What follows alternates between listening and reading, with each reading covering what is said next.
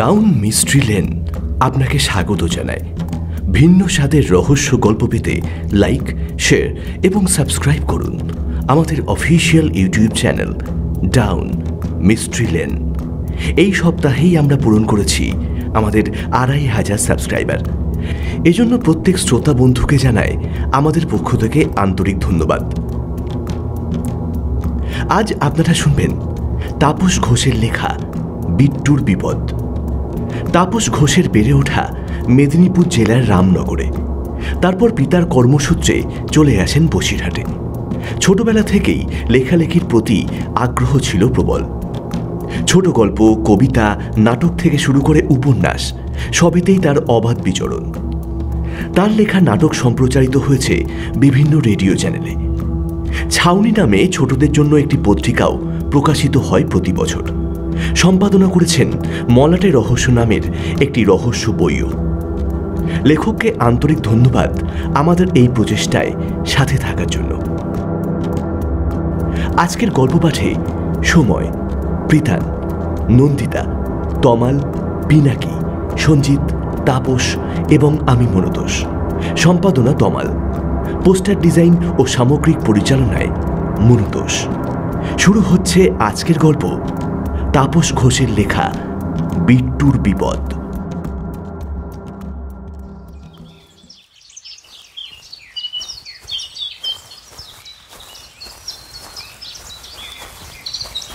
ছাড়ো ছাড়ো বলছি, আমাকে কোথায় টেনে নিয়ে যাচ্ছে? হ্যাঁ, এটা কি হচ্ছে? হ্যাঁ, আমি যদি ওটা যাবো। নে চিৎকার কর, ওটা ছাড়া তো আর কিছুই করতে পারিস না। এদিকে মা সারাদিন তোকে দেখতে নাবে খুব রেগে গিয়েছে, সেটার খবর তুই রাখিস? একবার বাড়ি চল, এবার দেখবি তোর কি হয়। শক্তিশালী ছেলেটার কথা শুনে বিট্টু বলে, ও মা, আমি তো মায়ের সব কথা শুনে পড়া শেষ করে খেলতে যাচ্ছি। শীতকাল বলে বেশি খেলতে পারি, তাই আজ তাড়াতাড়ি যাচ্ছি। আবার মার কাছে কেন? তাছাড়া তুমি কে? আমাকে এত টানছো কেন? বাবা, তোমার গায়ে কি জোর? জোর করে ছেলেটি একটি বড় বাড়িতে তাকে নিয়ে যায়। তারপর বিভিন্ন ঘর পার করে অন্য একটা ঘরে। সেখানে এক মহিলা সর্বাঙ্গে গয়না পরে দোলনায় বসে আঙুল যাচ্ছেন। সম্ভবত কোনো আচার জাতীয় খাবার। বিট্টুকে দেখে রাগত স্বরে বললেন, তুমি কোথায় ছিলে সারাদিন? যাও যাও, তাড়াতাড়ি দাদার সাথে গিয়ে হাত পা ধুয়ে খেয়ে নাও। সাথে সাথেই ছেলেটি আবার তাকে টেনে নিয়ে চলল। তার শরীরে এক অদ্ভুত জমকালো পোশাক। কেমন সব অদ্ভুত লাগছে বিট্টুর। সেই ছেলেটি বিট্টুর শরীরে জার্সি আর পায়ে ফুটবল বুট দেখে বলল, এই এগুলো তুই কোথায় পেয়েছিস? কি পড়েছিস সব? চ আগে খুলবি চল। আমার দাদা? তাহলে ওই মায়ের মতো ওটা আমার মা? আমার সাথে এসব কি হচ্ছে? আমি তো কিছু বুঝতে পারছি না। বিট্টুর মনে নানান প্রশ্ন। ঠিক সেই সময় ছেলেটি বিট্টুকে বলল, তুই ভুলিস কি করে যে তুই পরেশ রায়ের ছেলে? তুই হলি এই বীরেশ রায়ের ভাই সুরেশ রায়। তুই জানিস সকাল থেকে মা তোকে পাগলের মতো খুঁজে বেড়াচ্ছিলেন। কোন জায়গায় না তোকে খুঁজেছি, কিন্তু কোথাও পাইনি। নে এখন কিছু খেয়ে নে। বিট্টু ভ্যাবলার মতন তাকিয়ে থাকে। তার মাথায় চিন্তারা জট পাকিয়ে যাচ্ছে। কোনো কথা না বলেই সে খেয়ে নেয়। তার মাথায় রয়েছে 2টোর সময় সে বেরোলো খেলার মাঠে খেলতে যাবে বলে। রায়বাড়ির ভাঙাচোরা পাঁচিলের পাশ দিয়ে রাস্তা, সেইটাই তার যাবার পথ। সেই পাঁচিলের ফাঁক দিয়ে রাজবাড়িটা দেখলে মনে হয় একটা ভীষণ আকৃতির দৈত্য দাঁত বের করে শুয়ে রয়েছে। দিনের বেলাতেও গাটা কেমন ছমছম করে, তাই ওই জায়গা দিয়ে সে প্রায় দৌড়েই পার হয়ে যায়। আজ সেই রাজবাড়ির দিকে চোখ পড়তেই বিট্টুর রক্ত হিম হয়ে গেল। সে দেখল সেই দৈত্য চোখের ইশারায় তাকে ডাকছে। তৎক্ষণাৎ বিট্টু চোখ সরিয়ে নেয়। তারপর নিজের মনে জোর এনে সেই বাড়িটার দিকে আর একবার তাকায়। দেখে একটা পাখি এমনভাবে বসে তার ডানা নাড়াচ্ছে, দেখলেই মনে হচ্ছে বাড়িরূপী দৈত্যটা তাকে চোখের ইশারায় ডাকছে। তাই সে মনের সাহস ফিরে পেতেই জোর পায়ে মাঠের দিকে চলতে শুরু করে। আর ঠিক সেই সময়ই বিপত্তি। একটা ছেলে পাঁচিলের ওপর থেকে তার সামনে লাফিয়ে পড়ে। তারপর বলে, তুই এখানে? তোকে কোথায় না খুঁজেছি। চল বাড়ি যাবি, চল। তারপরে কিছু বুঝে ওঠার আগেই বিট্টুকে টেনে নিয়ে আসে এই বাড়িতে। একসময় এই বাড়ির গেট দেখিয়ে বিট্টুর বাবা বলেছিলেন, ওই দেখ, ওই যে এ, তারপরে দেখ এম, ওই দেখ ওই। এমনই ভাঙাচোরা এই গেটের অবস্থা। কিন্তু সেই গেট এমন সুন্দর কি করে হলো? দুই দিকে শ্বেত পাথরের সিংহের মূর্তি, যাকে বলা হয় সিংহদুয়ার। আর এই অদ্ভুত পোশাকের লোকজন, এই রূপোর থালা, গেলাসের জায়গায় ছোট ঘটি, এইসব কি? এমন কোনো বাড়ির খবর তো তার জানা নেই। ঘরগুলো বিরাট আকৃতির। তার সিলিংয়ে লাগানো রয়েছে মোটা কাঠ, তাতে কালো রং লাগানো। বাবার কাছে শুনেছে আগেকার বাড়ির ছাদ নাকি কড়ি বর্গা দিয়ে তৈরি হতো। এই বাড়ির দেয়ালগুলো কারুকার্য করা, বড় বড় হাতে আঁকা ছবি টাঙানো রয়েছে। বিট্টু জানে এগুলোকে অয়েল পেইন্টিং বলে, তেল রঙের আঁকা ছবি। জমিদার কিংবা রাজারা এমন সব ছবি আঁকিয়ে রাখত বড় বড় শিল্পীদের দিয়ে। আর প্লাস্টিকের পরিবর্তে কাঠের ভারী ভারী চেয়ার, টেবিল। এক ঘর থেকে অন্য ঘরে যেতে লম্বা বারান্দা ব্যবহার করতে হয়। আর মানুষগুলো সব অদ্ভুত জমকালো পোশাক পরেছে। কয়েকজন ফতুয়া টাইপের জামা পরে কাঁধে গামছা রেখেছে। এ কেমন সাজ? বিট্টু একটু অবাক হয়। তার খুব ভয় করে। মায়ের কাছে শোনা রূপকথার দেশে চলে আসেনি তো, যেখানে সবই কেমন ম্যাজিক ম্যাজিক ব্যাপার? তাকে রূপোর কাঠির ছোঁয়ায় অনেক কালের জন্য ঘুম পাড়িয়ে রাখবে না তো? বিট্টুর গলা শুকিয়ে যায়। সে ঘটি থেকে এক ঢোক জল খায়, কিন্তু তাতেও তার ভয় কমে না। সে তখন পা ছড়িয়ে গলা ছেড়ে কান্না জোরে, আর সঙ্গে সঙ্গেই বলতে লাগে, আমার ছেড়ে দাও, আমি বাড়ি মায়ের কাছে যাব। সেই কান্নার দাপট এতটাই যে যে যেদিক থেকে পেরেছে ছুটে এসেছে। বীরেশের মাও ছুটে এসে বিট্টুকে বুকে জড়িয়ে ধরে তাকে থামানোর চেষ্টা করেন। কি হয়েছে বাবা? কি হয়েছে তোমার? আরে কাঁদছো কেন? কি হয়েছে বলো আমায়, আমাকে বলো, কাঁদে না বাবা। কিন্তু বিট্টু সেই একই কথা বারবার বলছে আর উচ্চ স্বরে কাঁদছে। আমি মায়ের কাছে যাব, বাড়ি মায়ের কাছে যাব। তখন একজন এসে ওই মহিলাকে বলেন, কর্তামা, আমার মনে হয় বিনতি ও যাকে খবর দেওয়া উচিত। খোকা বাবুকে নিশ্চিত অপদেবতায় ধরেছে। দুপুর বেলায় কখনো ওই চালতা বাগানে যাওয়া উচিত নয়। কিন্তু হ্যাঁ নায়েব মশাই, আপনি হয়তো ঠিকই বলেছেন, ভিন্তিকে ডেকে পাঠানো উচিত। কিন্তু তার আগে বড়বাবুকে খবর দিন, সঙ্গে কবরেজ মশাইকে ডেকে পাঠান। আমার খোকার এ কি হলো?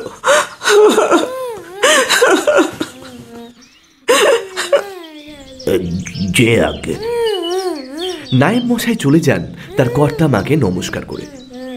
কিছুক্ষণের মধ্যেই পরেশ রায় চলে আসেন। বিট্টুর অমন অবস্থা দেখে তিনি খুবই চিন্তিত হয়ে পড়লেন। বললেন, ওই সাধারণ ওঝা টোজার কাজ নয়। আমি রাজামশাইয়ের কাছে গিয়ে রাজবতীকে একবার দেখাবো। হ্যাঁ রে, কে আছিস? কবরেজ মশাই এখনো এলেন না কেন? খবর নে তো।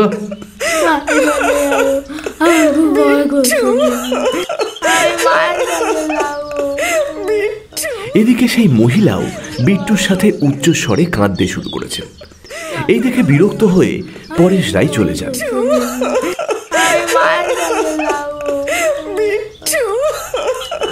কিছুক্ষণের মধ্যেই কবিরাজ চলে আসেন। বিট্টুকে দেখেই উনি বাড়ির কেয়ারটেকার রামরতনকে নিয়ে জঙ্গলে চলে গেলেন। ফিরে আসলেন প্রায় ঘণ্টাখানেক পরে।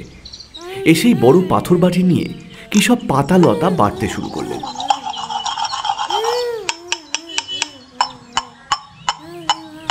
তারপর ভদ্রমহিলার উদ্দেশ্যে বললেন, আপনি চিন্তা করবেন না বড় মা, এটা এমন এক পাচন যা কিনা জলে গুলে যাবে, কিন্তু জলের রং পরিবর্তন হবে না, আর এর কোনো স্বাদও নেই। শুধু জলে গুলে একটু খাইয়ে দিন, তাতেই খোকাবাবু কিছুক্ষণের মধ্যেই ঘুমিয়ে পড়বেন। আশা করি ঘুম থেকে উঠলে সবই আগের মতনই হয়ে যাবে। অতিরিক্ত ছোটাছুটির ফলে খোকাবাবুর শরীরে ক্লান্তি এসেছে, তার ফলে এইরকম ব্যবহার করছে। একটু ঘুম হলেই সব ঠিক হয়ে যাবে, আপনি চিন্তা করবেন না কর্তামা। কান্না থামিয়ে বিট্টু এই সমস্ত কথা শুনে আবার চিৎকার করে কাঁদতে শুরু করে। আমি মার কাছে যাব।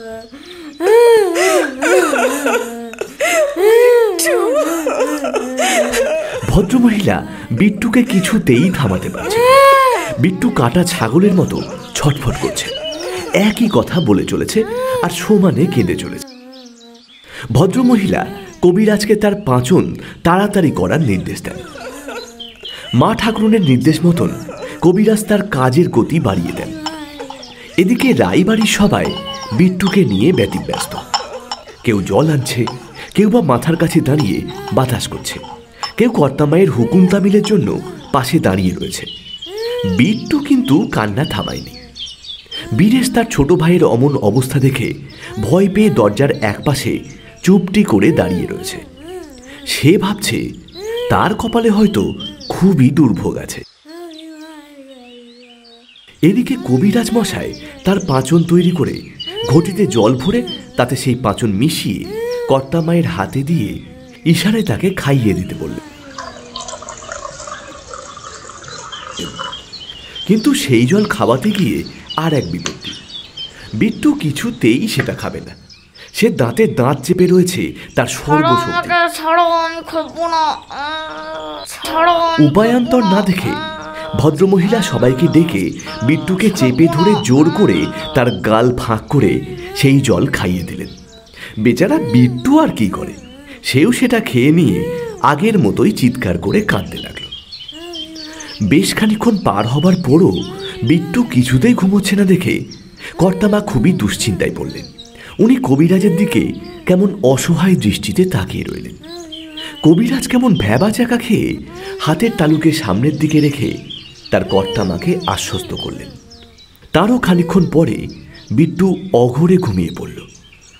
সবাই যেন হাঁপ ছেড়ে বাঁচল।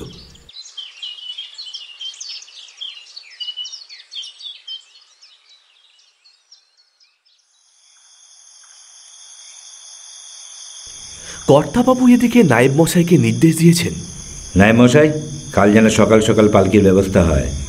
আমি রাজা মশাইয়ের কাছে যাব, আর আপনিও সঙ্গে যাবেন।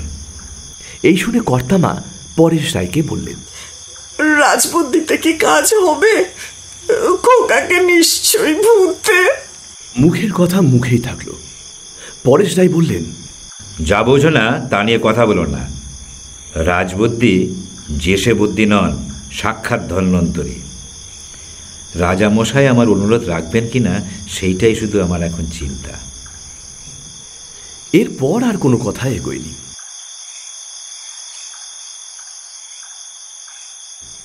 রাত অনেক, বিট্টু ঘুমোচ্ছে, চারিদিক নিস্তব্ধ। হঠাৎ শুরু হয়ে গেল হই হট্টগোল। রাতের নীরবতা ভেঙে সেই হট্টগোল হয়তো পাশের গ্রামেও চলে গেছে। সেই কারণেই বিট্টুর ঘুম ভেঙে গেল। ঘুম ভাঙতেই সে দেখল সে অন্য এক জায়গায়। প্রথমটা মনে করতে পারেনি, ভাবল মাসির বাড়ি আসেনি তো, কিন্তু মাসির বাড়িতে এত বড় ঘর নেই, তবে সে কোথায়? তারপরেই তার সব মনে পড়ল। তার আবার চিৎকার করে কাঁদতে ইচ্ছে করল, কিন্তু বুদ্ধিমান বিট্টু দেখে পাশের বিছানায় বীরেশ ঘুমোচ্ছে। আশেপাশে কেউ নেই, এই ভাগে সে পালিয়ে যেতে পারবে। কিন্তু এখন যে রাতের বেলা, তার বুকের ভেতরটা ছ্যাঁত করে উঠল। পরক্ষণে সে নিজেকে বোঝালো তাকে এই বাড়ি থেকে বেরোতেই হবে, তার মায়ের কাছে যেতে হবে। পা টিপে টিপে সে ঘরের বাইরে বেরোল, কিন্তু সে কোন দিকে যাবে? একে অচেনা বাড়ি, তার উপর রাতের অন্ধকার।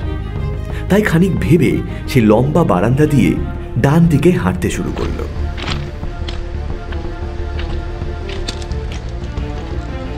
বেশ কয়েক পা হাঁটার পর কতগুলো হুমকি সূচক কথা তার কানে এলো। বল কোথায় আছে? নইলে তোদের একটাকেও ছাড়বো না। বল শোনা। আওয়াজটা আসছে ঠিক তার সামনের ঘর থেকে। তলোয়ারের আঘাতে তোর ধর থেকে মুন্ডু আলাদা করে দেবো। আবার সাবধানে পা ফেলে সে ডান দিকের ঘরের দিকে এগিয়ে দরজার কাছে গিয়ে উঁকি দিয়ে দেখল সেই ভদ্রমহিলা, পরেশ রায় নামের ভদ্রলোক, নায়েব মশাই আর বাড়ির সমস্ত কাজের লোক হাত পা বাঁধা অবস্থায় মাটিতে পড়ে রয়েছে। আর তাদের ঘিরে 6 জন বিশাল চেহারার মানুষ দাঁড়িয়ে রয়েছে। তাদের মধ্যে একজন বসে রয়েছে, তার চোখ ইটভাটার আগুনের মতন জ্বলছে, কপালে তিলক কাটা, মাথায় লাল কাপড় বাঁধা, তার হাতে খোলা তলোয়ার। বিট্টু ইতিহাস বইতে তলোয়ারের ছবি দেখেছে। সেই লোকটা নিচে পড়ে থাকা পরেশ রায়কে লাথি মারছে আর জিজ্ঞেস করছে, বল সোনার মোহরগুলো কোথায় রেখেছিস? নইলে তলোয়ারের আঘাতে তোর ধর থেকে মুন্ডু আলাদা করে দেব। বল বল কোথায় রেখেছিস? আর তার লাথি খেয়ে পরেশ রায় রাগে ফুঁসে উঠছে। না, আমি বলবো না, আমার প্রাণ চায় যাক। তাছাড়া আমি মারা গেলে কেউ এই মোহরের কোনো খোঁজ কোনোদিন পাবে না। আর সেই ভদ্রমহিলা তার স্বামীর উপর অত্যাচার দেখে চিৎকার করে কাঁদছেন। বলে দাও না কোথায় রেখেছো, নইলে এরা যে তোমাকে মেরে ফেলবে। ওই ভীষণ দর্শন লোকটি এক ধমক দিয়ে বলে, চুপ কর, এখনো কিচ্ছু করিনি, কিন্তু আর একবার যদি চিৎকার শুনি তবে তোর স্বামী আর বেঁচে থাকবে না। ভদ্রমহিলা চুপ করে গিয়ে ফোঁপাতে থাকেন। এমন সময় ওই লোকগুলোর একজন বিট্টুকে দেখতে পায়। সে বলে, ইন্সপেক্টর ওই দেখো, বলেই দরজার দিকে আঙুল নির্দেশ করে। বসে থাকা লোকটা তাহলে সর্দার, আর এরা তাহলে ডাকাত। বিট্টু বুঝতে পারে। এদিকে সেই সর্দার বিট্টুকে দেখে তার রক্তচক্ষু মেলে বাজখাই গলায় বলেন, এই এদিকে আয়, আয় বলছি। বিট্টু ভয় পেয়ে যায়। সে একই জায়গায় হতভম্বের মতন দাঁড়িয়ে থাকে। তাই দেখে একজন এগিয়ে এসে বিট্টুর কান ধরে হিড়হিড় করে টানতে টানতে সর্দারের কাছে নিয়ে যায়। সর্দার এবার বিট্টুকে বলেন, কিরে, কানে কথা যায় না? না দেব নাকি মুন্ডুটা নামিয়ে? হ্যাঁ, এই বলেই তলোয়ার উঁচু করেন। সঙ্গে সঙ্গে সেই ভদ্রমহিলা চেঁচিয়ে কেঁদে ওঠেন, না, ওকে মারবে না, আমার ছেলেকে ছেড়ে দাও। বিট্টুর মনে তখন অন্য কিছু চলছে। সে ভাবল, এই মায়ের মতো মহিলা কি সত্যিই তার মা? একবার বিট্টুর মাথা ফেটে গিয়েছিল, তাই দেখে তার মা যেমনটা করেছিলেন এই মহিলাও তো তেমনই করছেন। তবে এরা নিশ্চয়ই তার কোনো ক্ষতি চাইবে না। এই ছেলে, আমাদের জন্য জল নিয়ে যা, সবাই একটু জল খাবো। আর শোন, যদি অন্য কিছু করেছিস তবে বুঝতে পারছিস তো, যা যা জল নিয়ে আয়। বলে হাতে তলোয়ারটা একটু এপিট ওপিট করে ঘুরিয়ে দেখল। তবু বিট্টু দাঁড়িয়ে। তাই দেখে ভদ্রমহিলা বললেন, যাও বাবা, ওদের জল এনে দাও, নইলে। বলেই আবার ফোঁপাতে থাকলেন। বিট্টু এবার ধীর পায়ে দরজার দিকে এগিয়ে ঘর ছেড়ে বেরিয়ে গেল। তারপরেই শুনতে পেল সর্দার আবার লাথি মেরে বলছে, বল মোহর কোথায়? বল বল বল মোহর কোথায়? বল। কিছুক্ষণ পর বিট্টু একটা থালায় 6টা ঘটি বয়ে আনে আর ওদের সবার সামনে তুলে ধরে। সবাই একটা করে ঘটি তুলে নিয়ে ঢকঢক করে সব জল নিঃশেষ করে ঘটিগুলো ছুঁড়ে ফেলে দেয়। আর তারপরে আবার পরেশের উপর অত্যাচার শুরু হয়। তাই দেখে ভদ্রমহিলা বললেন, বলে দাও না কোথায় রেখেছো, নইলে এরা যে তোমাকে মেরে ফেলবে। শুধু একে না, তোদের সব কটাকে মারবো, মেরে সব কটা শরীরটাকে এইখানে ফেলে রাখবো। চেঁচিয়ে উঠল সর্দার। বিট্টু পাশে দাঁড়িয়ে রয়েছে। ভয়ে তার চোখ মুখের অবস্থা খুবই করুণ। তাকে তার মায়ের কাছে যেতে হবে। কিন্তু যদি এই সর্দার সবাইকে মেরে ফেলে তবে সে কেমন করে যাবে? এমন ভাবনায় সে আরো সিঁটিয়ে যায়। কিন্তু কি একটা কারণে বিট্টু আবার নিজেকে ফিরে পায়। অতি আগ্রহের সঙ্গেই ওই 6 জনকে নিরীক্ষণ করতে থাকে। সর্দার তখন শেষবারের মতন হুমকি দেয়, কিন্তু তাতে ফল না হওয়ায় সে তলোয়ার উঁচিয়ে ধরে পরেশের ঘাড় বরাবর কোপ বসাতে যায়। বলবি না মোহর কোথায়? বলবি না? তাহলে দেখ আমি তোর কি করি। কিন্তু ঘাড়ের কাছাকাছি তলোয়ার গিয়ে সেটা মাটিতে পড়ে যায়, আর সাথে সাথে সর্দারও লুটিয়ে পড়ে মাটিতে। আর তাই দেখে বাকিরা সর্দারের কাছে ছুটে আসে। সকলে মিলে গর্জন করে ওঠে, সর্দার নেই। বলে তলোয়ার উঁচিয়ে সবাই ছুটে এসে সবাইকে মারতে চায়, কিন্তু পারে না। তাদের অবস্থাও সর্দারের মতোই হয়। সবাই মেঝের উপর লুটিয়ে পড়ে।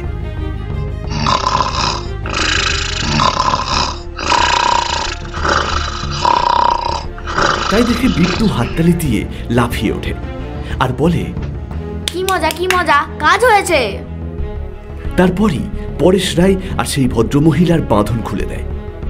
একে একে সবাই বন্ধন মুক্ত হয়। পরেশ রায় উঠে দাঁড়িয়ে হাসি মুখে বিট্টুকে জিজ্ঞেস করেন, কি কাজ হয়েছে? বিট্টু প্রবল আনন্দে বলে, ওদের জলে কবিরাজের সেই পাচন বেশি করে মিশিয়ে দিয়েছি, তাই ওরা সব ঘুমিয়ে পড়েছে। এখন ওদের বাঁধতে হবে, নইলে খুব বিপদ। পরেশ রায় কাছে এগিয়ে এসে বিট্টুর মাথায় হাত রেখে বলেন, এই না হলে রায়বংশের ছেলে? তোমরা বলেছিলে সুরেশকে নাকি ভূতে ধরেছে, কিন্তু ভাবো ভূতে ধরলে কি এমন কোনো দুঃসাহসিক কাজ করতে পারে? নিন্দেয়ার মশাই, ওদের একটু আদর যত্ন করুন। বেঁধে ফেলুন ওই হারামজাদা ডাকাতদের, কাল রাজার হাতে তুলে দিতে হবে। ভদ্রমহিলা এগিয়ে এসে বিট্টুকে তার বুকে জড়িয়ে ধরেন আর বলেন, আমার বীর পুরুষ, কি সাহসটাই না দেখালি বাবা। কিন্তু বিকেলবেলায় অমন কেন করলি? ও বুঝেছি, দুষ্টুমি হচ্ছিল। তা বাবা, অমন করলে মায়ের কষ্ট হয়, সেটা বুঝিস না? বিট্টু আনমনেই বলে ওঠে, মা, তাকে যে মায়ের কাছে যেতে হবে, কিন্তু কি করে যাবে? একটা সুযোগ ছিল, ডাকাতেরা তাও কেড়ে নিল। চল বাবা, এবার শুয়ে পড়বি, চল, তোর একটু ঘুমের দরকার। এই বলে হাত ধরে ভদ্রমহিলা বিট্টুকে নিয়ে ঘর থেকে বেরিয়ে যেতে চাইলেন। বিট্টুও তার সঙ্গে পা বাড়ালো। তার আর এখন কিছুই করার নেই। আবার পরে সুযোগ খুঁজতে হবে, তাকে তার মায়ের কাছে যেতেই হবে। কিন্তু তখন ঘটল এক অবিশ্বাস্য ঘটনা। বিট্টু যখন মহিলার হাত ধরে ঘর থেকে দরজার বাইরে পা রাখল, সে দেখল ঘুটঘুটে অন্ধকার চারদিকে। ঝিঁঝি ডাকছে, আকাশে তারারা মিটমিট করছে। কয়েকটা বাদুড় ফটফট শব্দ করে উড়ে গেল বিট্টুর ঠিক মাথার উপর দিয়ে। কোথায় সেই ঘর, কোথায় বা সেই মহিলা, আর কোথায় বা অত লোক লস্কর? এবার সাহসে বিট্টু ভেউ ভেউ করে কেঁদে ফেলল। কোথায় তুমি? আর মা মা চিৎকার করে কাঁদতে লাগলো। সে কোথায় আছে সে কিছুতেই বুঝতে পারছে না। চলতে গেলেই ইঁটে হোঁচট খাচ্ছে। বাবা, এখানে এত ইট কেন? বিট্টু কিছুতেই বুঝতে পারছে না। এত অন্ধকারে সে কিছুই দেখতেও পাচ্ছে না। তাই সে এক জায়গায় দাঁড়িয়ে কেঁদে চলেছে। এদিকে বিট্টুর বাবা পাড়ার ছেলে ছোকরাদের নিয়ে রায়বাড়ির চত্বরে খুঁজতে এসেছিলেন। বিট্টুর মামা করে কান্না শুনে আলো হাতে আওয়াজ শুনে বিট্টুর কাছে চলে এলেন তার বাবা। এসে দেখেন তার ছেলে কাঁদছে। সেই সন্ধে থেকেই খুঁজে চলেছেন তার ছেলেকে। বহুবার এই রায়বাড়ির পুরোটা তন্ন তন্ন করে খুঁজেছেন। এমনকি রাতে থানায় গিয়ে পুলিশের ডায়েরি পর্যন্ত করেছেন, কিন্তু কোনো জায়গাতেই বিট্টুকে খুঁজে পাওয়া যায়নি। ছেলেকে দেখে বাবার যেন বুক থেকে এক পর্বত ঝুপ করে নেমে এলো। তিনি ডাক দিলেন, বিট্টু, বিট্টু। বিট্টু তার বাবাকে বিট্টু, দূর থেকে দেখতে পেয়ে আমার বলে, বিট্টু। মায়ের কাছে যাবো, আমার খুব ভয় করছে। তুই কোথায় ছিলি বাবা? তোকে কত খুঁজেছি। এখানে তো আগেও দেখে গেছি, কিন্তু কোথায় ছিলিস তুই? কোনো কথার জবাব না দিয়ে বিট্টু কাঁদতে কাঁদতে বলে, আমি মায়ের কাছে যাবো। চল বাড়ি চল। বাবার হাত ধরে সে চলল তার বাড়িতে। বাবার কোনো কথার জবাব সে দিল না, শুধু ফুপিয়ে ফুপিয়ে কেঁদেই চলেছে।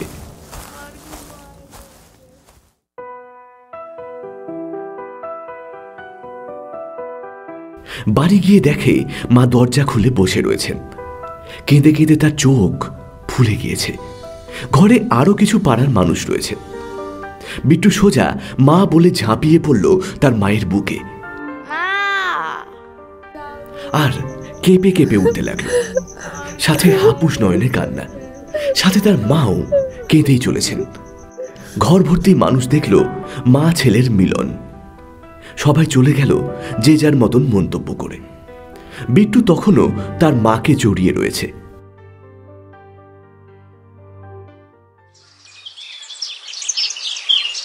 বিট্টুর জ্বর এসেছিল, তবে সেটা সেরেও যায়। মুশকিল হয়েছে, বিট্টু পুরো ঘটনা যা বলেছে তাতে ডাক্তার পড়েছেন সমস্যায়। বিট্টুর এই গল্প শুনে সবার মতামত নিয়ে বিট্টুকে মনোরোগ বিশেষজ্ঞের কাছে নিয়ে যাওয়া হয়েছিল। কারণ বিট্টু একলা কোথাও যেতে চাইছে না। হয় তার বাবার সাথে কিংবা মায়ের সাথে যায়, মাঠে খেলতেও যেতে চায় না। মাকে সঙ্গে যেতে হয়, আবার খেলাও সে ঠিক মতো করতে পারছে না। বারবার দেখছে তার মা মাঠের বাইরে বসে আছেন কিনা। বিট্টুকে একটা ভয় চেপে ধরেছে, আবার যদি সে তার মাকে হারিয়ে ফেলে। ডাক্তার ভালোভাবে বিট্টুকে দেখে তার মা বাবাকে আলাদাভাবে বললেন, আচ্ছা, আপনারা কি ওই রায়বাড়ির গল্প বিট্টুকে কখনো বলেছেন? মানে আমি ওই বাড়ির গেটের ভাঙাচোরা অংশ দেখিয়ে ইংরাজি অ্যালফাবেট দেখিয়েছি, আর শুধু এইটুকুই বলেছি যে এখানে রায়রা বহু বছর বাস করেছে।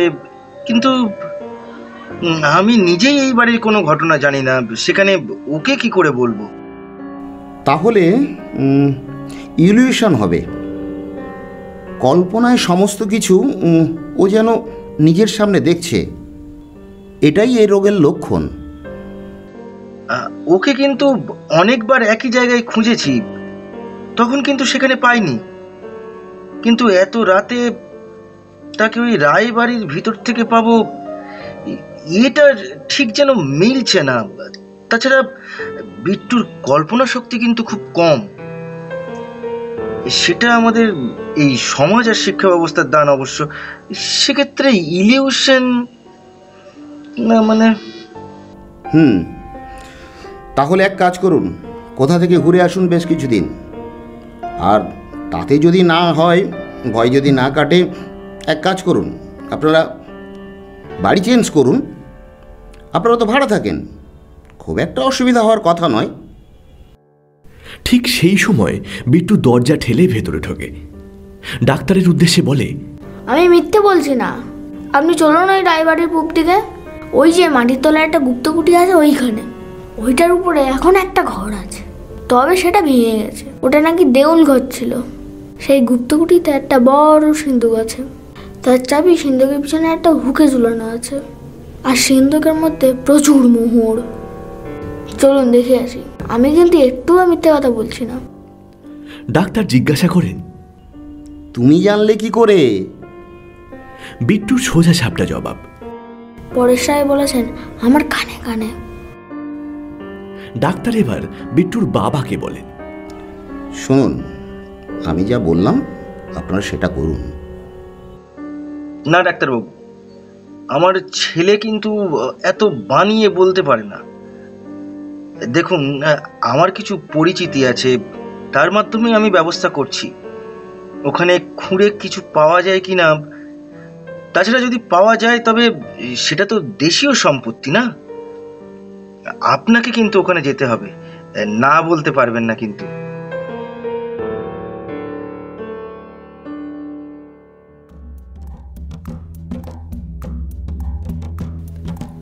অনেক কাঠখড় পুড়িয়ে সরকারি সহায়তায় সেই দেউল ঘরের মাটি খোঁড়া হলো।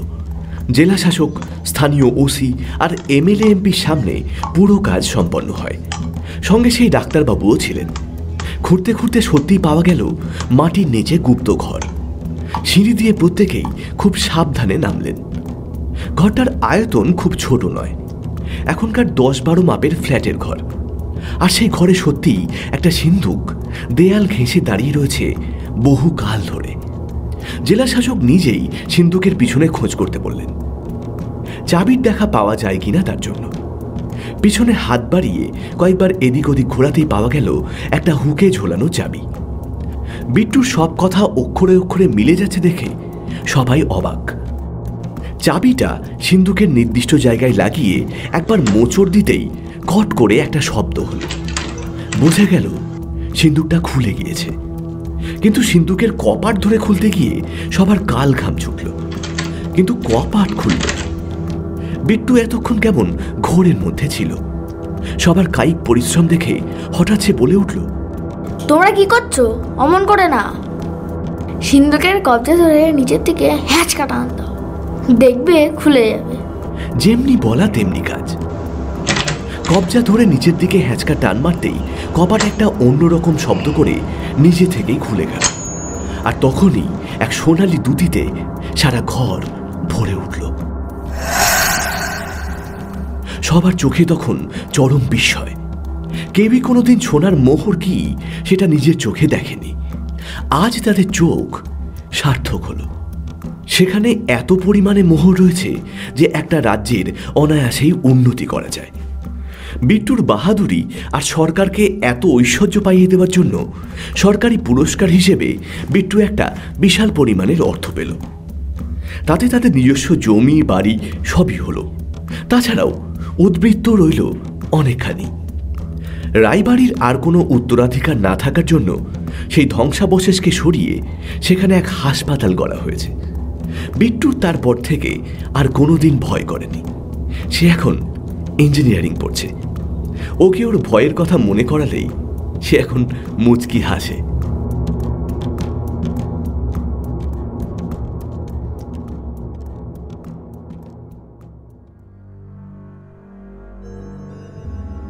এতক্ষণ আপনারা শুনলেন তাপস ঘোষের লেখা বিট্টুর বিপদ।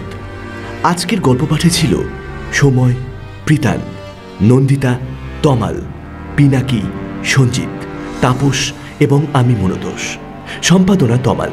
পোস্টার ডিজাইন ও সামগ্রিক পরিচালনায় মনোতোষ। যদি গল্পটি আপনাদের ভালো লেগে থাকে তাহলে অবশ্যই লাইক করবেন, শেয়ার করবেন এবং কমেন্টের মাধ্যমে আপনার মূল্যবান মতামত জানাবেন। আপনারা যদি কেউ লেখা পাঠাতে চান তাহলে কমেন্ট করুন কমেন্ট বক্সে। ও ভালো কথা, এখনও যদি সাবস্ক্রাইব না করে থাকেন তাহলে সাবস্ক্রাইব করুন আমাদের official YouTube channel down mystery lane.